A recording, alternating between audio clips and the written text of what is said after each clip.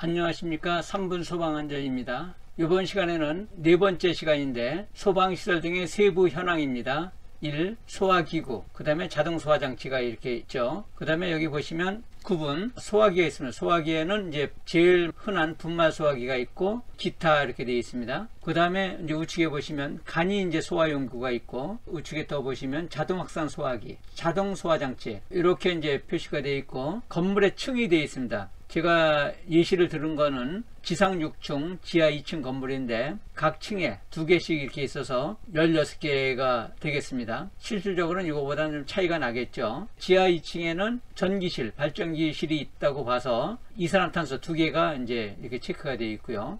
분말 소화기는 잘 아시는 바와 같이 분말 소화기가 이제 있는 그 개수를 표시하는 겁니다. 이거는 이제 3.3kg. 서류에 보면은 뭐 몇 킬로짜리라고는 없습니다. 그냥 분말 소화기 보통 3.3kg 몇 개, 뭐 그런 식인데, 옆에 보시면 기타가 있습니다. 기타에는 소화기도 여러 가지가 있다 보니까 이렇게 1211 이런 하론 소화기가 있는 경우도 있고, 이렇게 이제 CO2 소화기가 있는 것도 있습니다. 그 다음에 여기 보시면 이제 간이 소화용구가 있죠. 투척용. 간이 소화용구에 이렇게 투척용만 있는 것이 아니라 그 뭐 마른 모래, 뭐 팽창질석, 팽창진주암 그런 것들도 이제 간이 소화용구에 포함이 되지만 흔히 쓰는 것은 아니고 일반적으로 이제 간이 투척용 이렇게 많이 사용하고 있고요. 자동 확산 소화기가 있습니다. 주방이나 보일러실 상부에 이렇게 보통 둥그렇게 해서 분말이 들어가 있고 질소가스가 들어가 있는, 화재가 났을 때 자동으로 터지는 자동 확산 소화기가 있고요. 자동 소화장치가 있습니다. 요거는 아주 오래된 건물인 경우에는 설치 안 됐을 수 있는데, 요새 신축 건물인 경우에는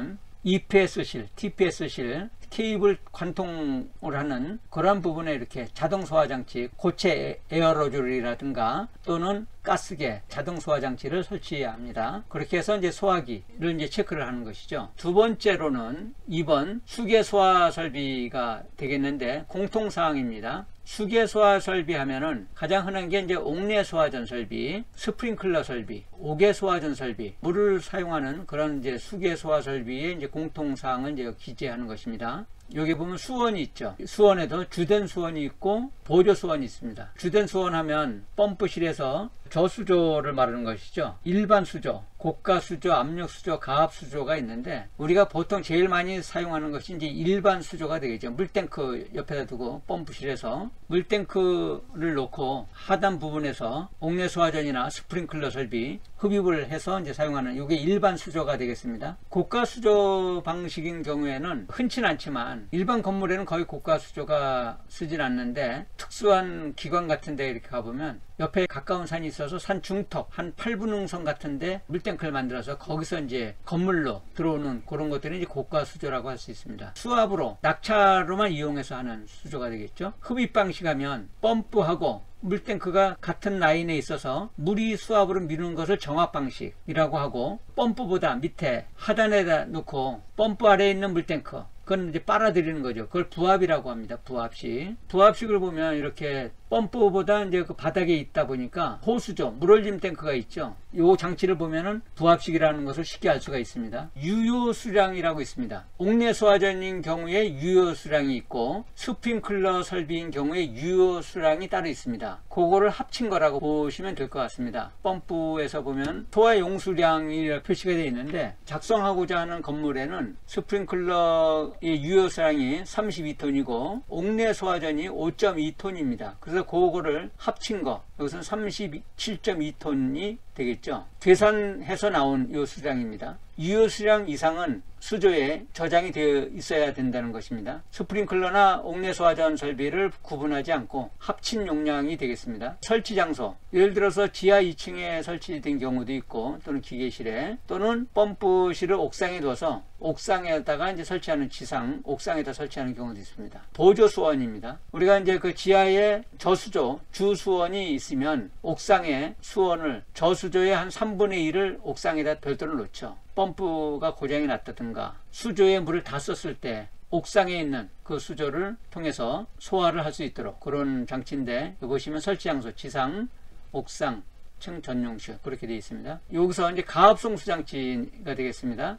압력 수조 방식이 있고 이제 가압 수조가 있습니다. 그거는 나중에 이제 기회가 되면 이제 따로 설명드리도록 하고요. 이번에는 이제 펌프 방식입니다. 제일 많이 쓰는 방식이죠. 이게 펌프 방식을 쓸 때는 이제 여기다가 또 펌프 방식 이렇게 체크를 합니다. 그 설치 장소 펌프 지하 2층이면 지하 2층 기계실 또는 전용실, 여기서는 주 펌프가 있고 예비 펌프가 있습니다. 건물마다 어떤 거는 주 펌프, 예비 펌프가 스프링클러와 옥내 소화전이 겸용으로 쓰는 경우가 있고, 어떤 거는 스프링클러 전용 펌프, 옥내 소화전 펌프가 전용으로 있는 경우가 별도로 있는 경우도 있습니다. 그래서 여기서는 겸용이기 때문에 주 펌프의 양정이 90m, 토출량 1860. 그러니까 토출량 보시면 1600은 여기서 스프링클러 설비를 이제 나타낸 것이고 260은 옥내 소화전을 합친 것입니다. 그러니까 토출량은 펌프 설계할 때 합치는 것이죠. 양정은 스프링클러나 옥내 소화전의 큰 값으로 이제 적용을 합니다. 큰 값으로. 합치는 것이 아니고, 그래서 주 펌프는 이제 전동기로 사용을 했고, 요 예비 펌프는 양정이나 토출량은 동일한데 내연기관을 사용했습니다. 정전을 대비해서 그 경유를 사용하고 탱크 용량 30L. 그 다음에 이제 그 충압 펌프 양정이 90m, 토출량이 60rpm. 그 다음에 물올림 장치, 아까 부합식인 경우에는 물올림 장치가 있어야 되는 것이죠. 해당이 없으면 이 부분을 이제 이렇게 체크를 하는 것이 아니고, 그 다음에 기동 장치가 있죠. 펌프가 기동용 수압 개폐 장치에 의해서 기동을 하는지, 또는 소화전에서 온오프 방식으로 기동을 하는지, 기동 방식에 따라서 두 가지 중에 한 가지를 선택을 합니다. 기동용 수압 개폐 장치는 압력 챔버가 반드시 들어가죠. 온오프 방식일 때는 압력 챔버가 안 들어가고 충압 펌프도 필요가 없죠. 소화전에서 기동만 하면 주 펌프, 예비 펌프를 돌릴 수 있는 것이기 때문에, 그래서 압력 챔버의 용량을 기록을 합니다. 보통 100L인 경우가 제일 많고 좀 큰 건 200L를 많이 사용하죠. 거기에 명판에 써 있습니다. 0.1MPa 10kg가 되겠습니다. 기동용 압력 스위치를 뭘 쓰느냐, 부르동관을 사용하는 경우가 있고 전자식, 그 밖의 것이 있습니다. 이것이 전자식이죠. 자리도 적게 차지하고 배관에 이렇게 조그마한 물탱크를 넣고서 연결해서 직접 사용하는 방식이고, 이게 전자식입니다. 요거는 이제 부르동관 방식입니다. 좀 정밀하게 이것도 되어 있습니다. 정지점, 기동점 이렇게 아예 세팅을 할 수 있고, 그것도 자리를 별로 차지하지 않습니다. 정밀합니다. 일반 건물에 제일 흔히 쓰는 것이 이제 압력 챔버 방식이죠. 뭐 이렇게 보면은 세팅 값이 이렇게 되어 있습니다. 압력 챔버에 정지점이 있고 기동점이 있습니다. 레인지, 오른쪽을 레인지라고 하고 그 왼쪽에 빨간 걸 딥이라고 하죠. 오른쪽은 이제 레인지는 정지점이고 왼쪽은 정지점에서 딥을 빼면 기동점이 되겠습니다. 왼쪽이. 감압장치 펌프의 양정이 90m면은 저층부에서는 압이 과압이 걸릴 수가 있습니다. 옥내 소화전인 경우에는 방사압이 0.17MPa에서 0.7MPa 이하, 그 범위 내에 들어가야 되죠. 근데 90m면은 0.9MPa니까 0.7을 넘어가는 것이니까 감압장치를 해야 되죠. 그 감압장치를 펌프실에서 하는 방법이 있고, 또는 해당 층에서 감압장치를 설치하는 경우가 있습니다. 여기는 이제 그 지하 2층 펌프실에 감압장치가 되어 있는 것입니다. 한번 보시겠습니다.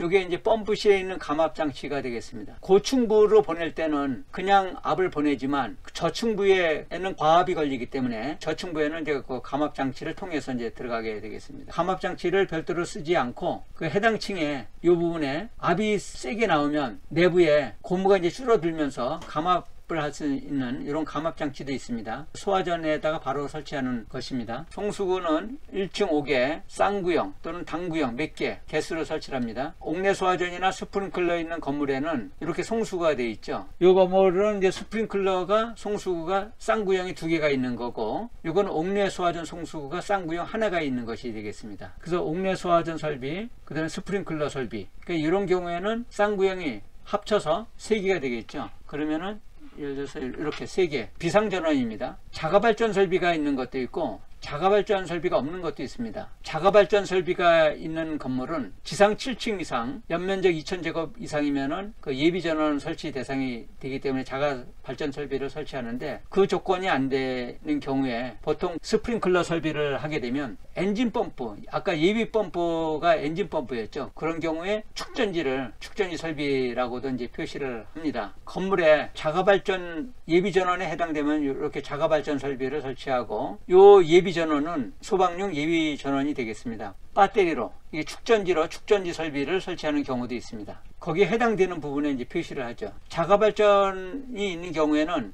주펌프, 예비펌프가 있을 때 보통 그 둘 다 모터펌프가 사용을 하게 되죠. 그 자가발전이 없는 경우에 주펌프는 보통 모터펌프 사용하고, 예비펌프는 이제 그 내연기관 그런 것들을 사용합니다. 자가발전을 사용했을 때는 보통은 소방부와 겸용을 제일 많이 사용을 하고 있습니다. 비상전원 수전 설비는 자가발전이나 축전지 설비가 해당이 없이 한전으로부터 직접 전기를 공급받아서 차단이 되지 않는 조건으로 한 것이 비상전원 수전 설비가 되겠고, 그 다음에 전기 저장 장치 하면 에너지 저장 장치, 전기 저장 장치 그렇게 하는데, 이것도 축전지를 확대해서 저장하는 그런 설비가 되겠습니다. 도움이 되셨는지 모르겠습니다. 끝까지 시청해 주셔서 감사합니다. 다음 시간에 또 뵙겠습니다. 도움이 되셨나요?